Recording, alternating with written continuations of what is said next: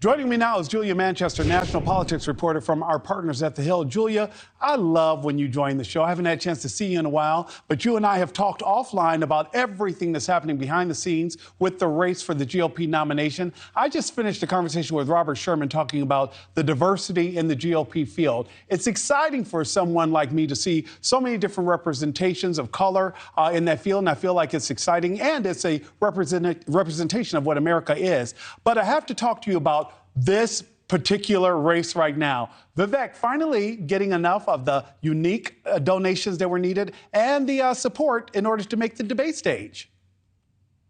Absolutely, Nick. I think this is obviously a big deal for someone like Vivek Ramaswamy, someone who before he jumped in earlier this year, was virtually unknown to most Republican primary voters. He has slowly been very much building that profile, appearing on various cable news networks, even before he jumped into the race, and really building that online platform. However, it is, very interesting to see him have this rise to the debate stage, essentially, where he will have probably the biggest national audience he has ever had, and it will be his first chance, really, to present his vision to what could be, over 20 million viewers. We'll see how many people tune in. But speaking of other candidates gaining traction, another candidate to watch is South Carolina Senator Tim Scott. In a Fox Business poll released today, we saw that Tim Scott is actually starting to gain some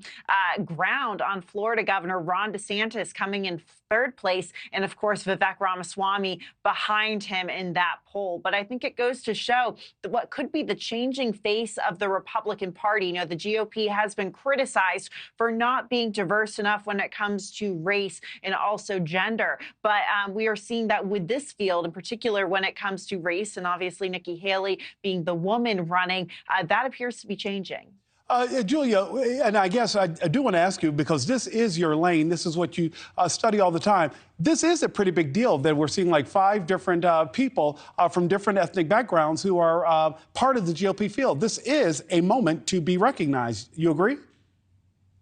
Absolutely. And like I said before, the GOP has struggled with this for a while, and they have struggled in the past to really appeal to more voters of color and recruit more candidates of color. However, over the past number of years, we have seen that change. And part of that has to do with the fact that the GOP and the Republican National Committee in particular has very much invested in a lot of these communities, opening up community centers, for example, in predominantly Asian Pacific Islander communities, and also in Black communities, Hispanic communities. In the Hispanic community in particular, we have seen the GOP really start to make inroads in states like Florida.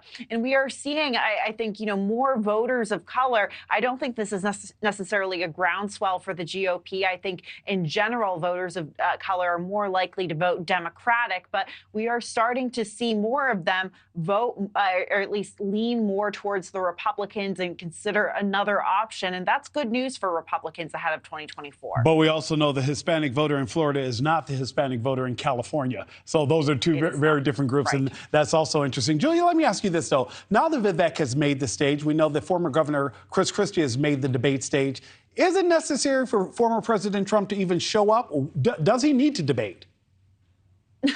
That's the million-dollar question I think we're all asking in politics. First of all, Trump has done this before, where he has, or he's skipped a debate before. He did this ahead of the Iowa caucuses in 2016, held his own event, ended up losing Iowa, but went on to win the Republican primary. So as the former president, he naturally has a platform. He has a lot of money. He can obviously generate that buzz. Those of us in the media will cover him no matter what because of his status as a former president and the fact that he's leading in the polls. However, there are other people who would say he needs to debate because he needs to contrast himself with people like Ron DeSantis, Tim Scott, other members of the field, and really directly speak to viewers watching this debate, looking to see, the different candidates and how their ideas differ. We'll see if he shows up. I would imagine that with how much he's been attacking Ron DeSantis in particular, it would be hard for him to potentially stay away. He'd want to go on the debate stage and attack someone like DeSantis. But at the same time, his team has been saying that they don't necessarily expect him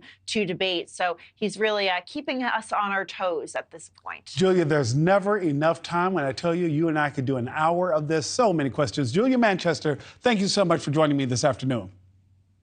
Thank you. Thank you for watching. Go to newsnationnow.com to find NewsNation on your television provider. And don't forget to click the red subscribe button below to get more of NewsNation's fact-driven, unbiased coverage.